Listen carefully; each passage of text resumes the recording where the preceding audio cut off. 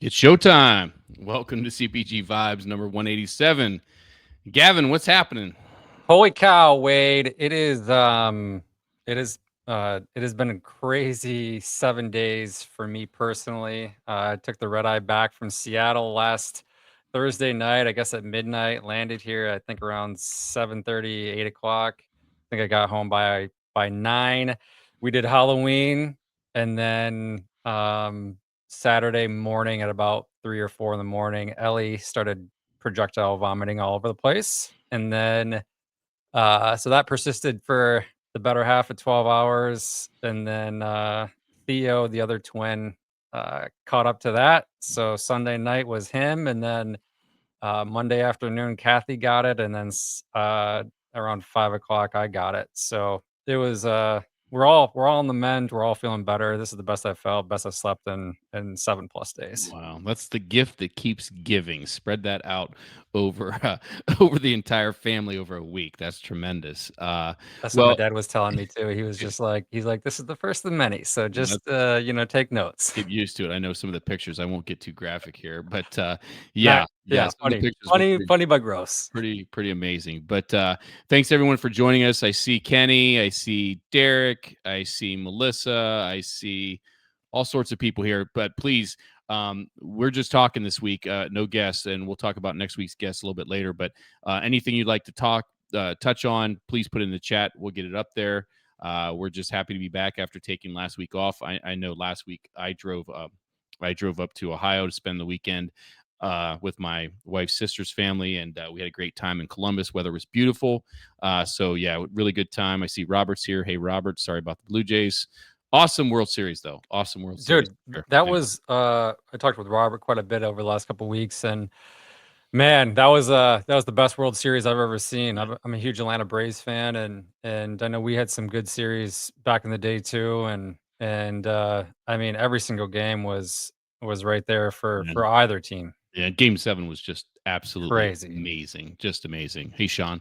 Sean's here too. So, yeah, and we're just chatting this week. So, yeah, anything you want to talk about, let's put it in here. Something Gavin and I were talking about before we went on the air and thought it would be a good topic to at least start conversation with as far as CPG goes is the holidays. We're talking on November 7, and from yesterday, Thanksgiving is 3 weeks away, and it's talking a little bit about what that means at retail. Not only at the corporate level, but also at store level. And I know Gavin's got some insights there, and I know I certainly do as well. So I'll let you start, Gavin. Yeah. So Wade, I'm just gonna throw the question back to you, but I know everybody always wants to reach out to retailers, and there's really a time and place this time of the year specifically. I know Robert Johnson's talked about this and on in his newsletter and all that kind of stuff too. But when should you reach out to retailers right now? And I would err on the side of, if you have existing business, I think that's totally fine. If you're doing business check-ins or whatever, you can do that through your relationship with the buyer. You can do that with your relationship through the broker. Um, but if you're looking for placement, now is definitely not the time to do that. Yeah. And I would ask for your advice on that too, Wade. Yeah, yeah, I think that's an understatement of the century, and we're going to expand on that a little bit. But as we were talking before the show went on the air, it's very likely, regardless of the size of retailer, that your buyers are going to be out in stores. In some cases, and I can give firsthand experience at small and medium retail, that in small retail at Jimbo's, I can tell you that I spent the pretty much the days leading up to the holiday pushing carts, in the parking lot, and in stocking shelves, and just doing the work. I mean, it's just all hands on deck, especially at a smaller retailer. And then looking at a medium-sized retailer, as I was talking and mentioned to Gavin, uh, often the corporate team would go out and do store tours and shake hands. I said shake hands, kiss babies, or shake babies and kiss hands. But thank the team for their efforts. Just really just being present and being out there. And Sean hit the nail on the head, which we're going to expand to, is as Gavin mentioned, existing business. Okay. if there's a category review, and there are category reviews going on, and that's something to be very aware of, is that there are category reviews going on. I know I met with a retailer this week for lunch and for a category review and had some discussion. So those obviously are the exception. But yeah, Gavin, your thoughts? Yeah, if obviously if there's a category review, you gotta be on top of that, no doubt about that. There is obviously a bunch of buyers out there that have multiple categories or, aren't just over olive oil and cooking and all that kinda stuff that's, under one category review that they're doing one time a year. If someone is a dairy manager or a dairy category manager and they're reviewing yogurt now for an April launch next year or March launch next year, yeah, you got to go through the process there.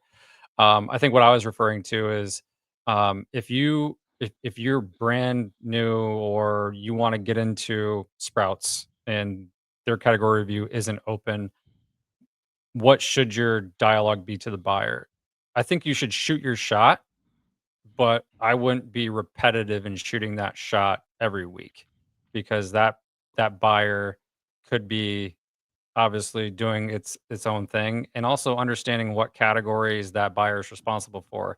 Holiday season right now, like I don't think any retailer is going to do more sales than the week of Thanksgiving or the week leading up or the 5 days leading up to Mm. Thanksgiving.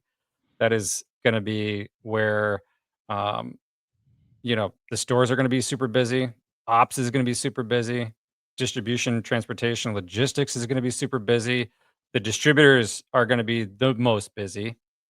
And then the buyers that are responsible for that product, they're going to be trying to source more of it if their stores are running low. They're going to be verifying that, again, if you're in dairy, making sure butter's in stock, making sure eggs are in stock, all the high velocity SKUs are in stock. That's going to be the main priority. So just understanding that. Obviously, you can reach out. Your success rate is probably just going to be really low. Right, right. And I mentioned small, medium, and I would say, I don't know, all those are up to each individual as far as what they consider small and medium retail. But speaking of the fresh market, when I was there, I know leading up to the holiday, definitely the week before, the week of, we had supply chain calls literally every single day going through exactly what you just talked about. Any issues, you're shuffling inventory from store to store. There's just so much going on, not the time to be doing cold calls, outreach, and things like that. There's a good comment here from Kenny, and those of you listening after the fact. And aren't watching here live with us. Of course, Kenny's with Fresh Time. He says, I would agree, Gavin. Remember, most category managers are responsible for their business, which includes all aspects, including getting out to stores and working the front lines with their store teams. And I think, I have this conversation with people that aren't, or either new to the space or maybe just don't understand the way things work.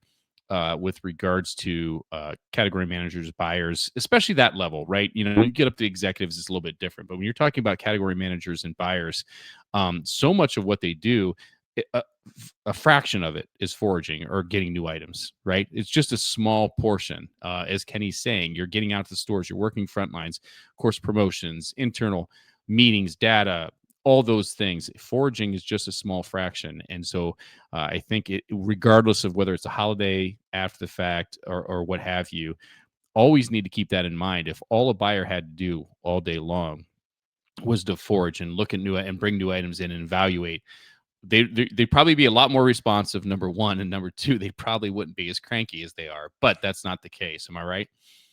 Absolutely, and, I can speak from my experience, like, when I was at Earth Fair, and anybody that you talk to at the Asheville store that I was working out of, during the pandemic and all that kinda stuff, Monday, Tuesday, Wednesday, Thursday or sorry, Monday, Tuesday, Wednesday, I was in the store. I was working, out of my little office out of there, but then I was also working with the store. I was helping stock shelves, right? Right, Because that volume that again, when you're doing 70,000 to $100,000 days out of a smaller box, like that's a lot of volume. right, You need all hands on deck at that point. So there's going to be a lot of buyers that are going to be in that position too. And also, as an executive for a retailer, they might kick their people out to the stores, Monday, Tuesday, Wednesday, right. and help bag groceries, help stock shelves, help whatever, area of business that you're responsible for, and I honestly think that's good for the category manager at the same time, or the category or the merchant team, I should say.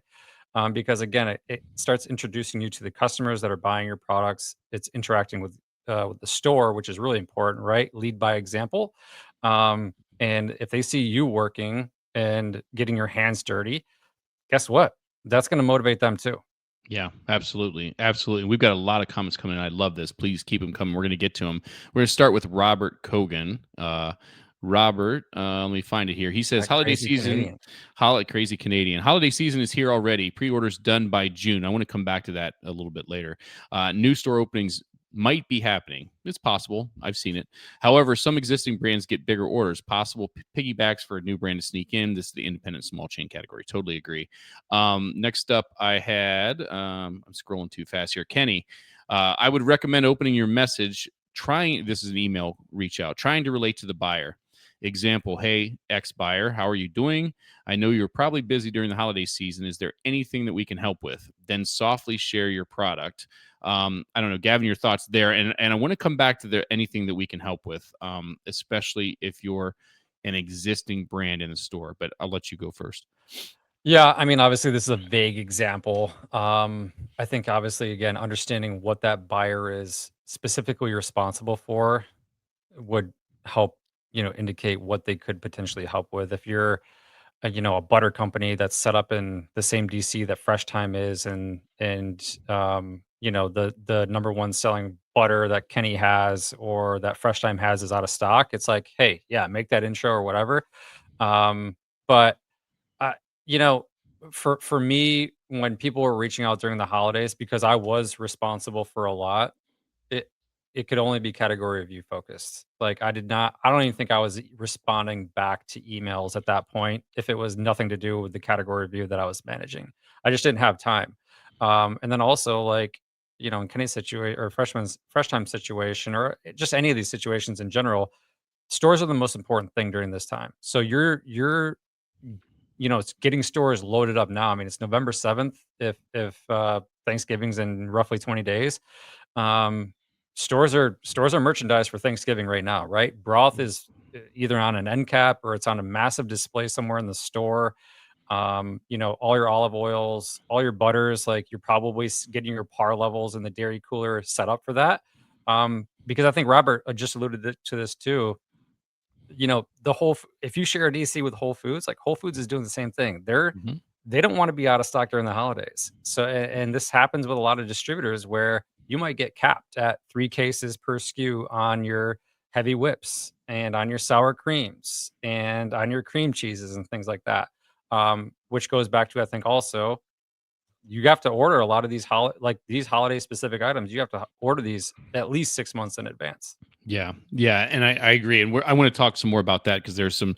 I'm going chronologically here as I can. So again, keep putting comments in the chat. We'll get to them. But Kenny's comment about anything that we can help with, don't underestimate going out in stores and especially if you have product. Mainly if you have product in stores. I mentioned pushing shopping carts. Even if that means from the parking lot, bringing them inside as you're coming into the store. Looking at the category that you're in and helping stock shelves. I mean, that's okay. I think, Gavin, unless you feel otherwise, I mean, even if you do feel otherwise, I might disagree with you, but, it's okay for a broker or a brand to go out in stores and say, hey, is there anything I can help with? I mean, it's not frowned upon. Am I right? No, and that is where I would really leverage like the retail broker relationship because, the larger broker networks or companies have a merchandising team and they should be helping out. And I know Mhm. like at Green Spoon Sales, we had a really cool rep. I think his name was David back in the day. This is going back 4 years or whatever, but David came in during the week of Thanksgiving. I think he Mhm. came in on a Monday or Tuesday, or he came in on a Monday and he came back again the next day because we needed extra help. Because again, during COVID, all hands on deck all the time, and I think we were all still masked up at that time, and um, that is where you can really build some really strong Mhm. relationships. And I'll never forget that. Like he came back, he came on his scheduled day where part of his route.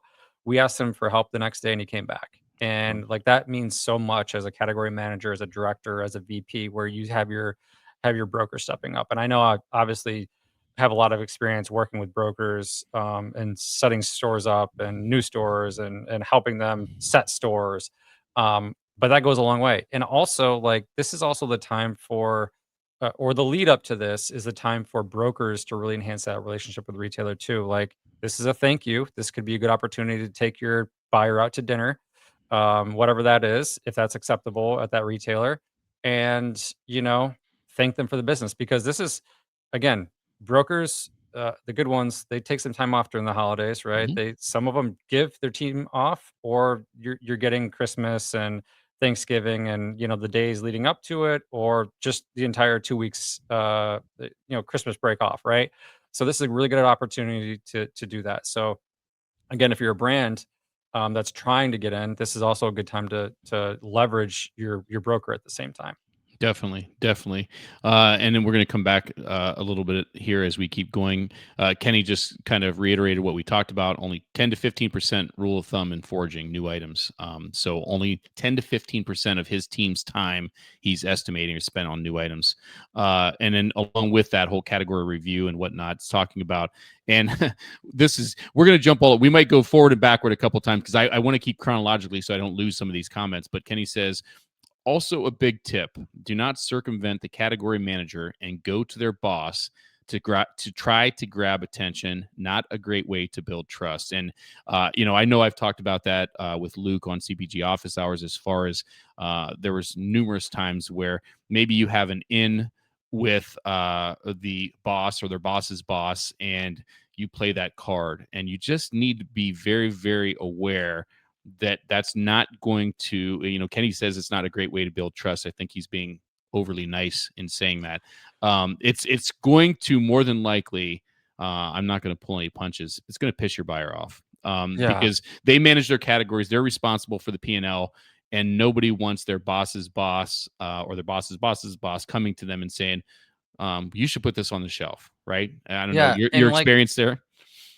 yeah, I mean, the Kenny's putting it the absolutely most He's nice being that he very, very possibly nice. He's can. being very nice. I mean, look, buyers hear it everywhere, right? They hear it from store managers, they hear it from grocery managers, they hear it from brokers, they hear it from, the VP's, again, significant other, whatever it is. They hear it from everywhere internally already. You don't need to try to, do that. That's, again, like, chain of command. If the retail, or sorry, if the category manager is not giving you the time of day, you need to be very strategic in your next step. That might be, again, leveraging your broker, leveraging someone who has a good relationship with that buyer. Could be another brand, could be another VP for that brand, director of sales, whatever. It could be another category manager internal to that company. I would exhaust all of those options before I would ever go above that person's boss. Also leverage your distributor. Your key account, or the distributor key account manager, for that retailer. That is another, that's another outlet you can exhaust. So I would do all those things before I would go to that person's boss, because again, that's just going to break the trust right away. Um, if the buyer is forced into that, it's going to be a very tense relationship, Yep. and you better hope your product sells like hell in year one. Exactly right. Enough said. We could go on that for days. Derek Gould. I've always wondered how Wait, it do. almost feels like that has happened to me in my past. Geez, yeah, and I'm I could tell stories. Derek Gould. I've always wondered, how do retailers gauge what quantity of holiday SKUs to order? There's risk of being understocked or overstocked, right? And I want to talk a little bit about that because as we talked today on November 7th, and as I mentioned, I had a lunch with a retailer this week, and talking already about next year's holiday because I think Robert alluded to that holiday orders were due in June, but realistically, often they're due in May. And I say holiday, I'm specific to Q4, Thanksgiving, Christmas. Often it's May, if not even earlier. So I'll go through kind of what I used to do, or what I'm familiar with. And then, Gavin, I'd love to hear what you say. But one of the things, especially at store level, I'll start at store level. So when I was at store level, what I would do immediately after the holiday, right? So Thanksgiving, I'm talking Thanksgiving weekend. after Thanksgiving. I'm taking all that information. I kept like a Bible for every holiday, and it included everything I ordered.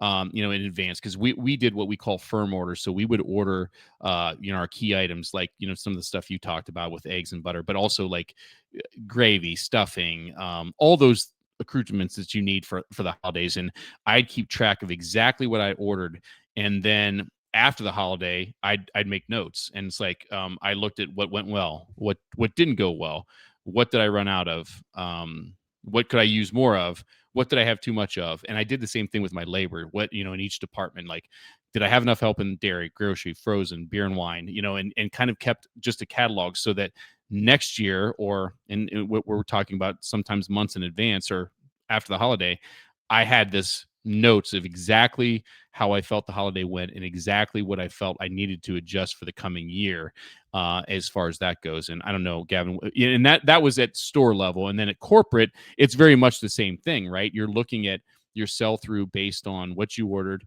what you had left over, what you had to mark down, and making adjustments to that order so that next year, ideally, you come out a little bit better. Although my experience is, it doesn't matter what year it is, what day the holiday falls on, you're going to run out of whipping cream every stinking year. So what's your experience, Gavin? Yeah, I mean, that's very true, right? Like, it's hard to hit it hit the nail on the head.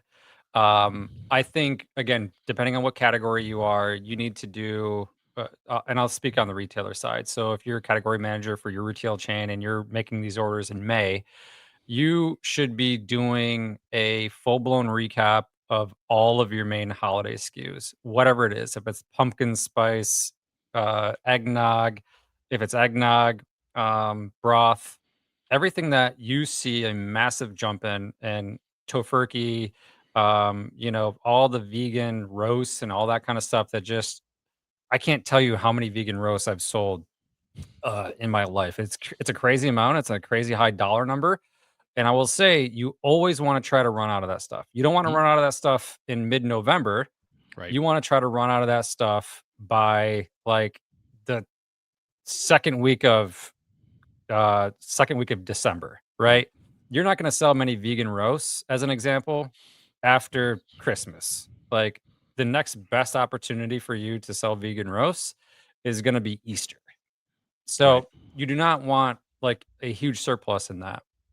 One of the things that I learned in my past, my very short tenure at Pepsi, there was a case study on cranberry syrup mist, and they were always trying to figure out how much to make. Hmm. And the first couple years, they ran out real quick. They Right. didn't even make it to, I don't even think it made it to November. They'd launch it in October, and all the retailers that wanted it would have it, and they wouldn't have any more to sell. So then the next year they like tripled it. And then I think the next year after that they tripled it again and tripled it again. And they could never get it right. It would always, like, they would always sell out and still not have any left over. So it's one of those things where you just have to figure it out. Again, there's not gonna be a right or wrong answer. You just don't wanna have a surplus at the end of the day on a bunch of things. Eggnog, you can obviously sell, from now, like, sales are gonna start. You're obviously gonna start seeing dramatic sales increase post-Thanksgiving. And then after the holiday season's done, what you should do is send out some type of survey to your stores Hmm. and say, "Hey, what are we heavy on? Yep. What new item or what SKUs did we buy for you guys that we shipped out to your stores? What are you heavy on?" And again, you have to take it with a grain of salt, right? Hmm. Like, there's gonna be some lower volume stores that might be hung with a little bit of inventory because they just can't go through it like your heavier ones can. But you should get a really good gauge of, hey, there's gonna be some outliers where it's like, we sold out of this real quick, and we Right. should we should bring in more cases, 2 or 3 more cases per store on this next year. And, the category manager does the math on that, and it's 70 times 3 cases, and it's just like, "Okay, cool, Right. 210 more cases." But you should do a good download with your whole merch team to figure out what you could have done better, what SKUs we need to get out of, what customers were asking for, and what we ran out of at the end of the day. Yeah, yeah, and I agree with that completely. And best practice that I personally was involved in was when and obviously I was there my longest in Ohio. We would do our KE holiday buying show, right? And so we had our buying team that would go to the show, and we evolved over the years. Initially, when I went, especially my first couple years, man, I was gung ho. We typically took one, maybe two. Store managers with us and got some input and some thoughts. But we evolved into we still did that, but we would go to the show. We'd come back with a list, and we get some input, and basically we'd come up with like, here's what we're doing, and then we'd have all the stores, which again it was only 13, 15, depending on when I was there. We'd have all of them come in, and we have a mini show for them with our plan, and say, okay, we kind of had our pre-commitments, but we would do exactly what you said. We kind of go through and say, hey, we saw this. We'd have the managers that attended with us kind of talk about what they were excited about, what they saw, and then we'd get buy-in on some of these new items that we are talking about and say, hey, we're doing this. Here's what we're doing. How do you feel? Do you want to go stronger? Do you want to go heavier? And then get that buy-in immediately then and there, so that if there was something they really wanted to jump on, we could go crazy with, and it worked very, very well. So Kenny says new seasonal buying is an art and a science, and there's no question about that. Yeah, and Wade, like, you guys at Fresh Market, like, you guys I will just soft plug them. They do an amazing job with Oh, holidays. nobody does it better. The Nobody does it better. merchandising in front of store, the flowers, like, everything. I mean, when you go into Fresh Market, like, you know You that know it. what the holiday is. Yep, 100%. exactly. 100%. Yeah. Yeah. Next up is a comment from Melissa. Perhaps wishing, this is going back to reaching out, perhaps wishing a nice holiday note and intent to get a meeting on the calendar. Also offer being a resource if they need one, with stocking, if necessary, sharing intel to develop the relationship. 100%. Okay. Trying to keep in order here. Gray. Derek. Okay. Robert, this is a good one. I'd love to hear what you have to say about this one, Gavin. Robert Kogan again. And he says it to me, but I'm not going to ask Gavin. How did you like getting just a holiday card or gift when you were on the buy side? It is time to get that organized, and sometimes those little nuances lead to good things. Kenny's answer would be insightful as well. I'd like to hear what your thoughts are as far as that goes. Yeah, so again, here, you have to understand your retailer and what's acceptable.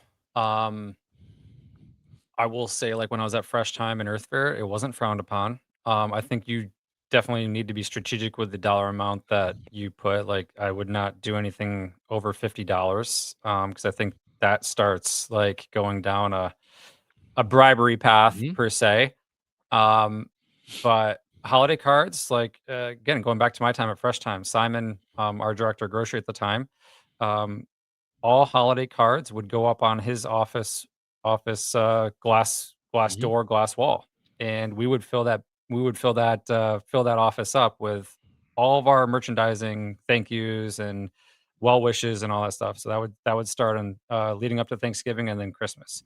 The goal was to make it so we couldn't see who was in his office. We got pretty close a couple times. I took that same process to Earth Fair, and I think that's fine. And again, if you're getting $25 and $50 gift cards, I think that's okay. And again, know your audience, know what's acceptable. Um, I again, when I was at Fresh Time, I probably abused this, and I know Simon and Jonathan probably felt the same way, but I would go out to dinner with my brokers almost every single week, Mhm. whether it was Wednesday night before my Thursday all day meetings or if it was Thursday night after all those meetings. And that was a good way to build a relationship. But those dinners never swayed me to bring in a product. It was to build that relationship with my broker and whoever I felt was like not the coolest, but just the best vibe, that I would like to have dinner with, you know? And Right. it was just getting to know that person, getting to know like their side of the business and all that kind of stuff because I wanted to continue to grow and develop as a person. So I think that all that stuff is fair. I just think you need to be strategic with the dollar amount that you put. Yeah, yeah, and so Kenny's comment here is, Robert, it's a nice gesture, but personally and ethically, I do not accept gifts. And I think Gavin's point is well taken. Certainly for me, one there's a line as far as, do you want to spend that time, whether it's dinner, whether it's lunch, what have you, with your whoever you're talking about, broker, brand, whatever. That's important. That's a whole nother conversation. But the other piece of that is there might be a company policy against it, and it might be a dollar amount. It might not. It might just be no, not at all. And so one of the things that I think was always nice, and again, you have to check to see if it's even if it's even acceptable who you're talking about, but is to buy the office lunch. Maybe you have a meat tray sent in, or something like that, and they put it in their break room, and people can just go, and it's like that. Same thing at store level. If you're calling on, I'll pick on Jimbo's. They've got 4 stores. Have buy a meat and cheese tray or something like that from their deli, and say, hey, it's for the employees or something like that. I think is always for the most part accepted, and it's not necessarily. There's a line that can be. You're talking specifically, Gavin, about dollar amounts, and I don't disagree with that. But when you're doing something for the larger office, I think it's generally more acceptable than it is if Totally. I'm giving something directly to you, Gavin, and then it's like, yeah, there's that line that could be a little tough as far as that goes. So Yeah, and I would, again, there's nothing wrong with sending the office bagels or whatever, right? That is a really good gesture, and that is a really good way to build a relationship with whoever your buyer is. I would just plan that, be like, "Hey, I wanna buy the office bagels on, November 10th or whatever, and we're gonna have them shipped," and that way they know who it's from, and you can mhm, kinda plan this event around it internally as well. Don't just sporadically do it. No one might be working at the office that right, day, and it all goes to waste. I want to give a quick shout out. I just saw Ramon Lovato said hi, first time tuning in. I've awesome, worked with him for quite a while. Or I worked with him for quite a while when I was at Earth Fair, setting up the fresh pure water systems, which are top notch. So just awesome. want to say thank you. Awesome, awesome. Yeah, and thanks for joining us, Ramon. Um, I think you can't go wrong with that. I know, taking it a step further, I know brands, brokers that would literally do that every time they came in. Every time they came in the office for an appointment, which is maybe once every other month or so, they would bring in whether it was bagels or donuts or what have you. And it's always even better if you getting them from the retailer you're calling on, right? So if I'm calling on Fresh Time, I'm going to Fresh Time. I'm putting money in their kitty and bringing those products in. I mean, everybody loves. Well, I think everybody loves like Krispy Kreme and Dunkin' Donuts and all that stuff. But if you can support the retailer that This you're is calling on, it's even better, right? this is a really good note, right? Like again, I'm just going to use Fresh Time as an example because we did this with vendors there. Fresh Time, Downers Grove makes sandwiches. Hmm. So don't bring in Jimmy John's. If you're going to visit Fresh Time, go to the store and, submit the order. It might take longer, but it is Hmm. a really good show of education that you care about the Fresh Time stores. Right. If they don't sell donuts, fair game, right? Uh, you can go anywhere. You could go to do Duck Donuts or Right. whatever, and really treat the office at that point. If you're gonna throw an ice cream party, use the Fresh Time private label ice cream. Yep. It just kind of goes hand in hand with what you want to do. But again, understand your retailer. Again, like I learned a lot when I first got to Fresh Time, but we had vendors that would actually get kicked out of the office, that we were meeting with because they would bring in a bag from Walmart or they Yep. would bring in a bag from Jewel-Osco, Yep. and it's like, "Hey, don't do that. Go to the Fresh Time, um, buy buy a drink, get a bag, put put your samples, put your cups in that Fresh Time plastic bag or paper bag and use that." We had people that brought in Whole Foods bags and obviously went to Whole Foods to bring us the SKU that we don't have, and our CEO, Chris, he'd be like, "What are you doing? Get out of here." Yep. Yep. 100%. Exactly same thing happened.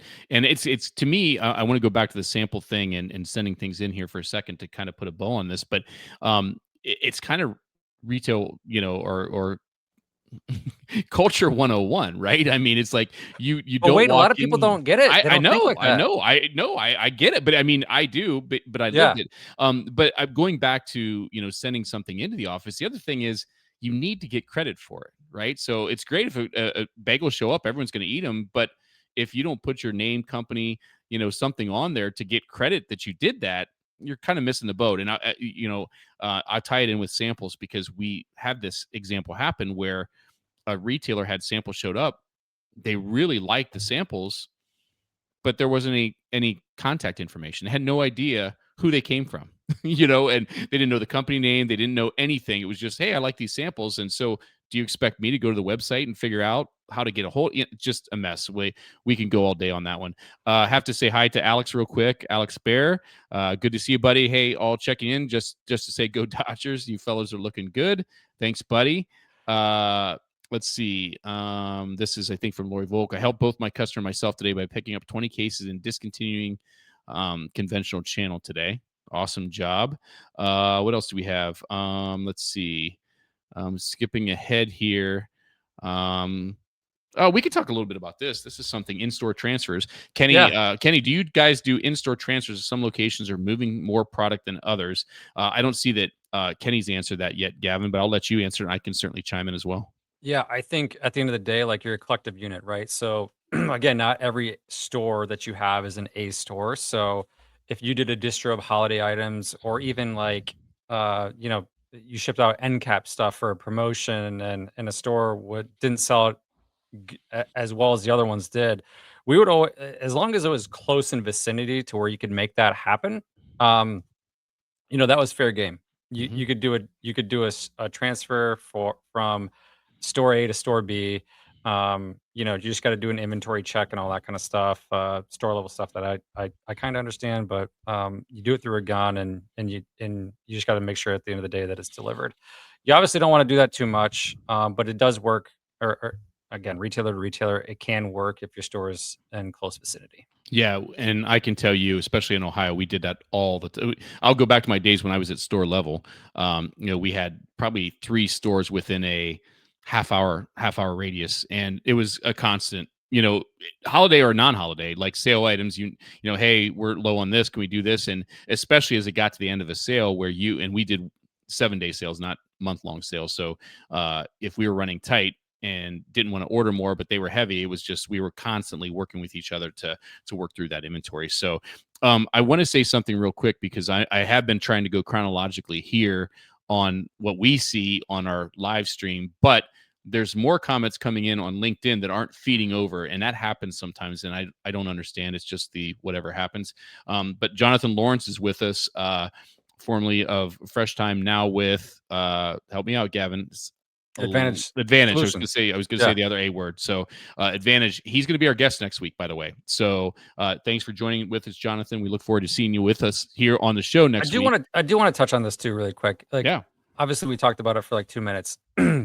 I will say when that first happened to me at Fresh Time, it gives you such confidence when your leader does that and Hmm. boots someone out. It's like, "Hey, you" every broker, every brand should be solely focused on the retailer that you're working for. It should be I don't know what the word is, drawing a blank. I need to start reading more books again.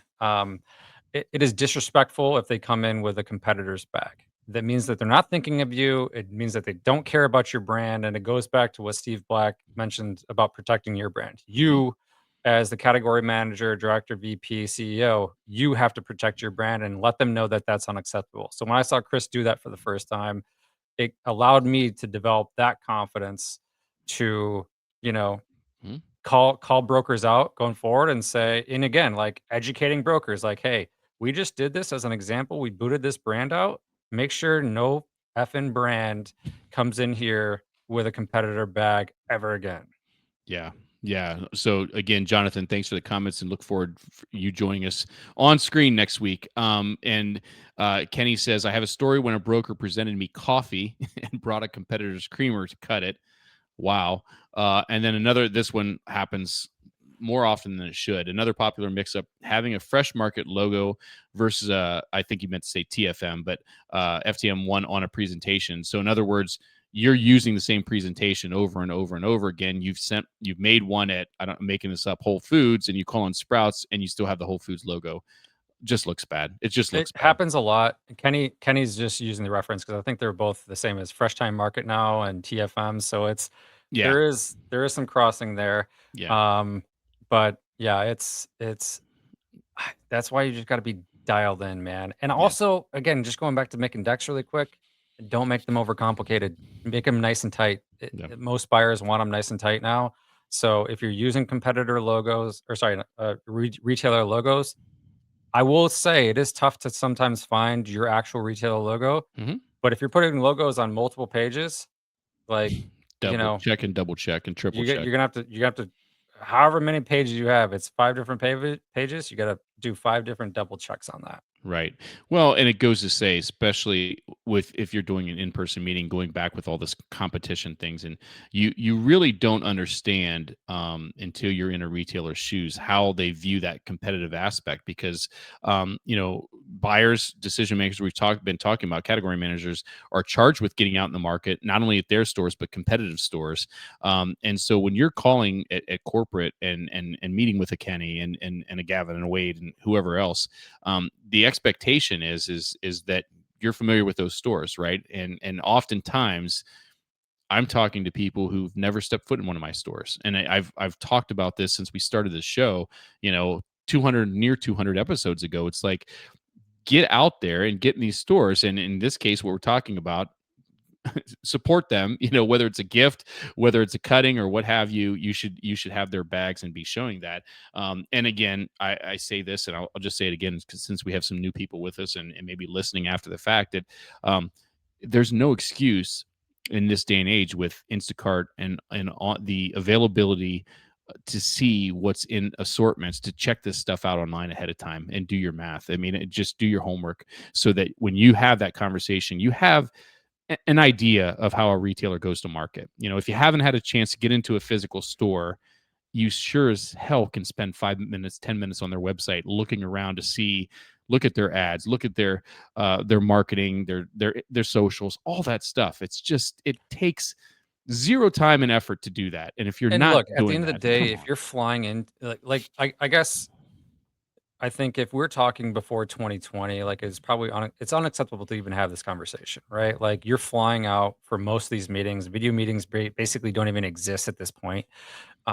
So if you're flying out to Fresh Time just because we're on this bandwagon or Publix or whoever it is, don't fly out early morning for an early afternoon flight so you can't get to a store. Fly out like, freaking fly out the night before, land at 9 o'clock, I don't care. Go to the store first thing in the morning, eight Mhm, o'clock. See what's up. Walk the store. Walk your section that you're pitching, see mhm, what they're doing, you know? Now that there's more meetings happening online and you're not getting as many in-face meetings, do the Instacart thing. mhm, Go to their website, um, go on TikTok and see if you can get a visual of what that store looks like. Like if it's a Sprouts, there's going to be tons of Sprouts content out mhm, there. If it's a Target, if it's a Walmart, obviously, I mean, those are bad examples because those are all over the place. But there's going to be someone who made content for a Sprouts store, a Fresh Time store, a Public store, whatever.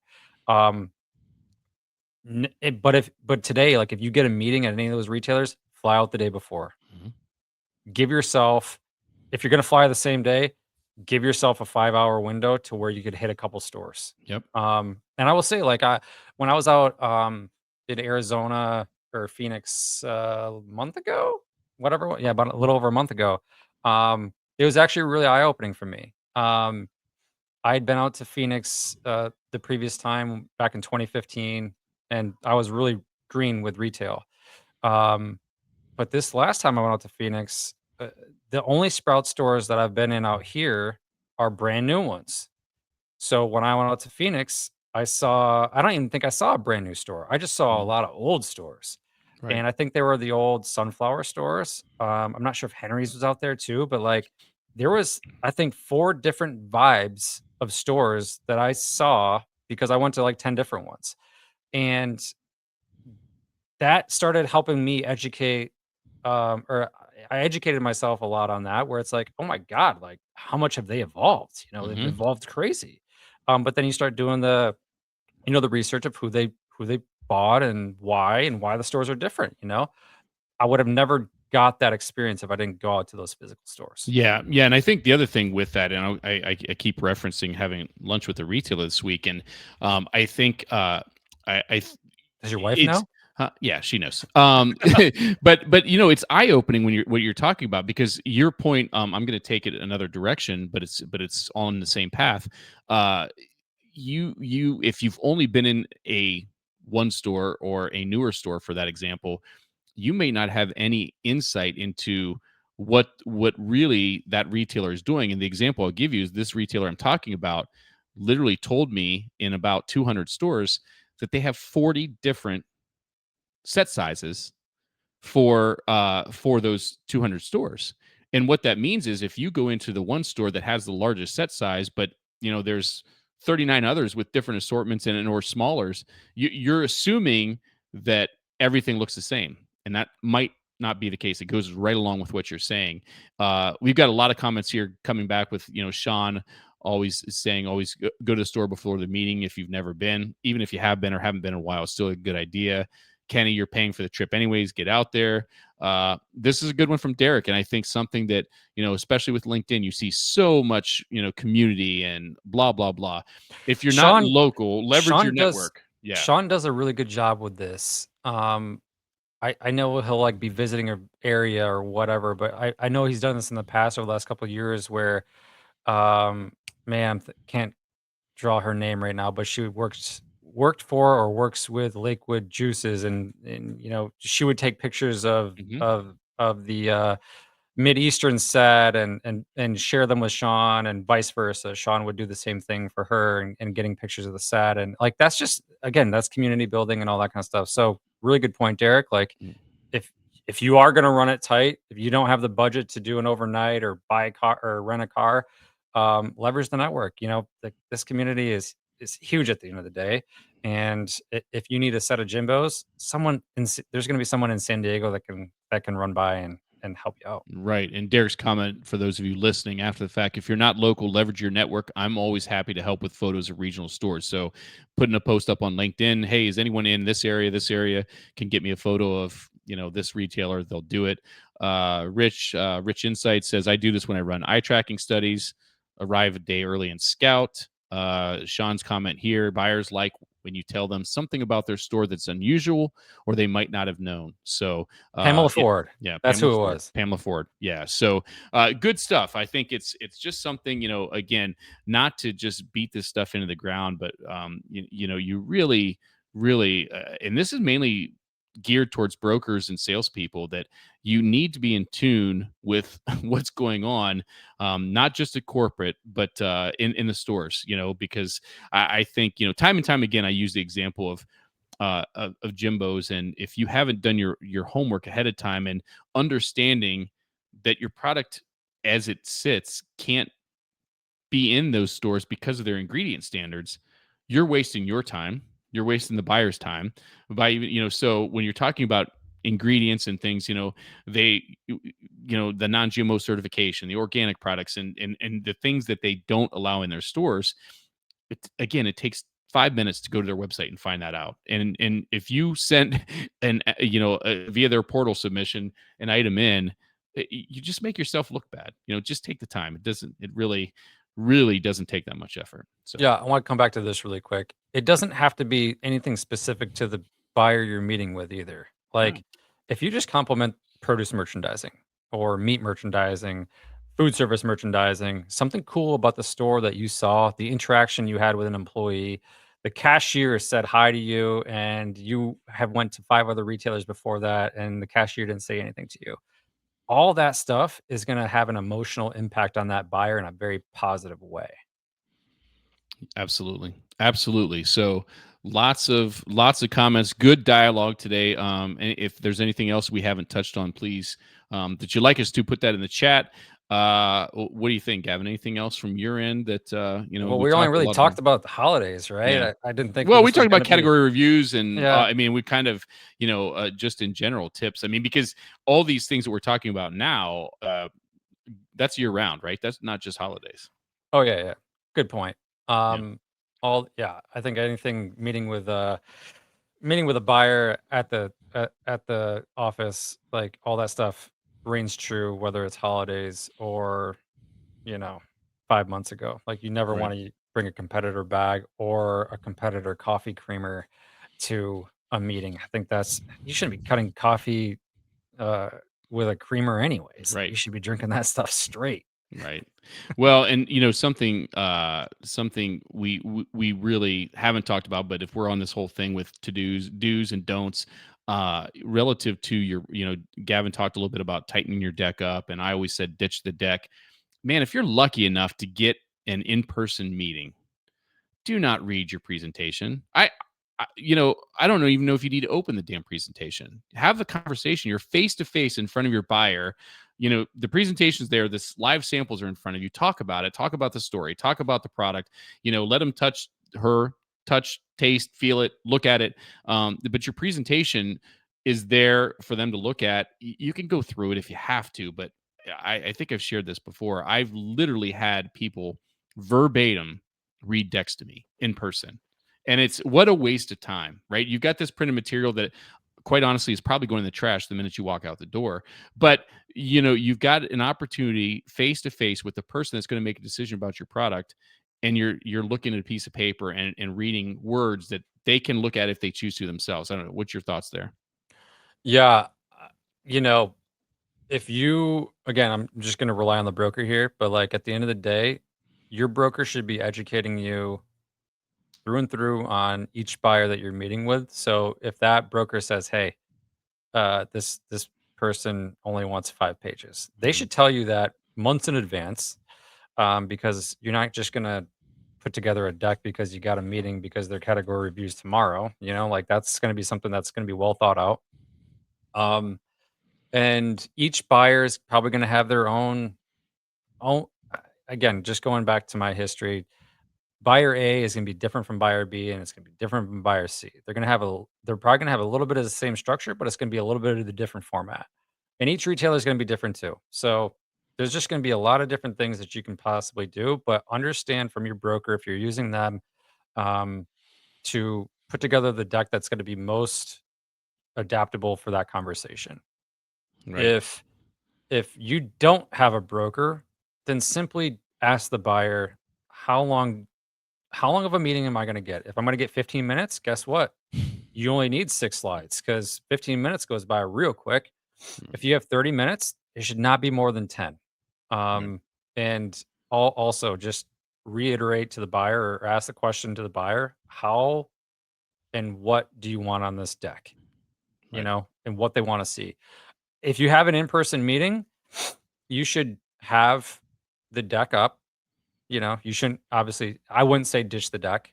You should have the deck up, but you should if you have a cuttable product, meaning it's a beverage, it's something you can cut, cook, whatever, taste, Hmm. right there on the spot that's not gonna be labor intensive. Um, you should be more focused on that, going through the deck slowly, but focusing on reading the reactions to the samples you're giving the buyer and reading their body language, getting feedback right there and then. Like, "Hey, that looked like it surprised you. Tell me why. Am I reading you right?" Start figuring out what they like or dislike about the product. And then go through your deck and all that kind of stuff. But that's side conversation because the most impactful thing that you just did is get feedback from the buyer on your product. Right. Yeah. Kenny says public speaking 101, do not read the slides. They're supposed to enhance the discussion. Sean says a good deck is a good leave behind. Uh, Sean says many use them when they are summarizing the review. Kenny says doesn't use paper. Here you go, Gavin. I once had a brand from Sean bring a 96-page deck to a 6-store chain, and Gavin once worked for them. That is crazy. I didn't even. Like, Yeah, I've seen some books. I don't know that I've ever seen more than 30, maybe 40 pages. 96. That's I know when wow. I was the frozen buyer, and it was a frozen brand, and they were big at the time. Um, they had the overarching company, would do their frozen presentation. They obviously had a lot of frozen brands. They gave me about 100 pages worth of reading material, and it literally was I mean, I don't know how much 100 pages, is, but It probably weighed 3 pounds, I feel like. And they had one for me, one for the broker, one for my director, so on and so forth. And it's just like, what a waste, man. Like, Mm. it just takes forever to go through that much amount of paper. Yeah, crazy. Uh, Jonathan wants to know if you have a bench press behind you. Yeah, it's actually a bench press and squat rack, so it's Mm. interchangeable. Yeah. Jonathan, I'm in my garage because, we have twins, and sometimes I need some peace and quiet, and my wife gave me the garage. So, The real tre story is treadmill right there. the real story is, Jonathan, if we don't get comments and we don't have anything else to talk about, Gavin does a workout for people. So that's the real story. With samples and stuff, Kenny brings up a good topic here. We didn't really talk about this, but if you come into the office, bring utensils if you need them. Cannot rely on the retailer to have them. Cannot eat a yogurt effectively without a spoon. And that's a good point for sure. Yeah, and Um, also just going back to samples really quick, if you're a frozen brand or a brand that needs to cook and use utensils, show up early, right?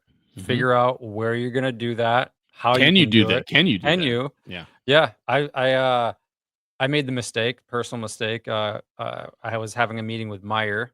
I think this was when I was working with Blackbird, and the buyer said, "Hey, we can cook up samples in the meeting rooms because Mhm. Myers meeting rooms are, you check in, it's right up the front of the building.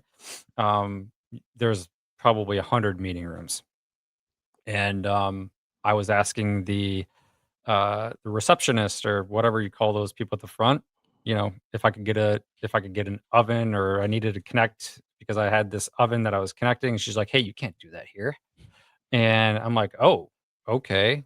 Uh, you know, so I didn't cook, and then the buyer comes in, she's just like, "How come you're not cooking?" And I'm like, "God damn it, man." Like, so I told her the story and she's just like, "Oh, you never listen to them. They're just doing building protocol or whatever." And it's like, "Okay, well, that sucked." But that's an instance where my bad, learned from that obviously. Still got the win, cool. But at the end of the day, like, that could have ruined that entire meeting because obviously you know, it need that is best cooked and sampled, and you need that taste experience. Right. Well, this hour's flown by really, really quickly, and we could probably keep going because there's a lot of questions still coming in. But I want to touch on this one before we go, and I'd like to hear what you have to say with this. Again, from Rich Mona's from Rich Insights. I've had clients that run an eye tracking test and use products from a specific retailer. Does eye tracking data matter at all to a buyer? Does it make it more relevant if the test is based on your set? Specifically, if we create a story that the product may be addressing a gap or need. And I'll start, Gavin. I'll turn it over to you. Rich, to be honest with you, before I met you, my friend, I don't know that I ever was exposed to eye tracking. Now I'm dating myself a little bit because I've been in the buying world for a long time. But even when I moved, I've been out of the buying world now for not quite 2 years, but I wasn't exposed to it. Gavin, how about you? I've seen this. I know the larger retailers are definitely focused in on it. But that's stuff that I don't think we paid too much attention to at Earth Fair or Fresh Time. I think actually Meyer focuses on that a little bit when I was there for a hot minute. But yeah, I'd be interested to learn more on that because I think the brands probably could learn a significant amount from that. The retailer obviously too, and I think going back to my time at Meijer, I think the larger, Mondelez companies with Oreos and how they merchandise and block those specific categories, cereal companies, I think they were doing a really good job with that too because they need to understand, do we put Wheaties here? Do we put Cheerios here? And all that kind of stuff. So I think that's fascinating though. And I Oh, think that probably goes across all retail, oh, I all, CPG, electronics, all that. I nerd out. He knows I nerd out over that stuff. I mean, it's fascinating to me. But as far as, especially, I think your point's well. When you talk about the big boys, obviously they've got more money to spend, and it's more relevant to them. But when you talk about the retailer specifically that I was with, for the most part, outside of the fresh market, a little bit smaller, just not as high up on the decision making process as far as things go. Not to say that it's not worthwhile. I think the exposure and educational piece to start with is going, and if I am a brand and I'm walking into even a smaller retailer armed with that information, you might draw some interest there, right? I mean, because again, they might just not have been exposed to it. So, um, Catching Gavin, we're at catching catching some strays on my garage, dude. It's just oh a my, 2-star I or know, right? 2-star, 2-car stall garage. Oh my gosh. All right. Well, we're at time. I mean, we've been doing this for an hour. So, anything closing, Gavin? As we mentioned, next week we're really super excited about Jonathan Lawrence, formerly of Fresh Time, now with Advantage Sales, is going to be with us. So he's going to be able to talk both about the buying side, just very very experienced and well respected on that side, and now I think it's just a little bit over a year now that he's been on the brokers and sales side. So excited to talk to him and have some dialogue. Gavin, anything from you? To I can't wait to have a conversation with him too, because it's what is it? So it's 2025. So yeah, it's 10 years ago, a little over 10 years ago is when I went to when I worked at Fresh Time or started working at Fresh Time. So I'm gonna get some really good insight on Jonathan and my very immature behaviors. I'm sure we're gonna have some laughs. look forward to it. So again, we'll see you next Friday, same time. We didn't say this whole thing. We didn't plug a single thing until now. So please, please, please, please, please, if you haven't yet, please go to Spotify. Please go to Apple Podcasts. Give us 5 stars. Give us a thumbs up. Subscribe. If you haven't, even if you tune in live and never go to Apple Podcasts or Spotify to download or listen to an episode, go there and follow the show. Go there, give a thumbs up. Go there and give a rating because it helps us draw more attention and gets more exposure. Same thing with YouTube. You can find us on YouTube. Always search for CPG Vibes. You'll find us on all those. Again, subscribe. Even if you're not going to watch it, if you subscribe, it helps us get more attention. So do that solid for us. We'd appreciate it. We'll see you next week with Jonathan Lawrence. Gavin, have a good weekend. Everybody You take too, my care. man. Thank you so See you. much. Thank you everybody for the questions today. Bye, guys.